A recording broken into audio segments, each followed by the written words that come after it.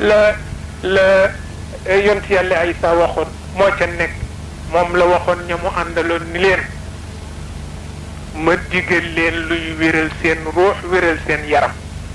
ñu ni ko lan mu ni lu yére rafet rafet rafet rafet rafet yaram wa ko solo ko gën ñu ni ko aha mu ni waaw seetal loolu lu yére rafet rafet rafet rafet rafet rafet yaram wa ko solo ko gën ñu ni ko mu ni lu ñam neex neex neex neex neex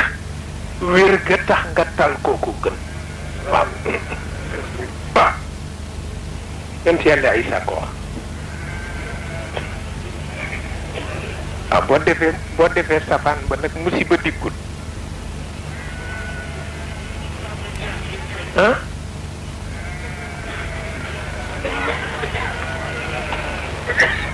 ba tax na kon nag lu ndi ci bàyyi xel rek di gën a ànd ak sagu te itam kenn ku nekk rek ci ni ñu ko waxe li ñu fi wax yépp ñu di ko bàyyente xel di ko nafarante ndax itam jamono dafa laaj waxtu wu nekk nit jàngaat boppam waaw waxtu wu nekk nit dafa war a jàngaat boppam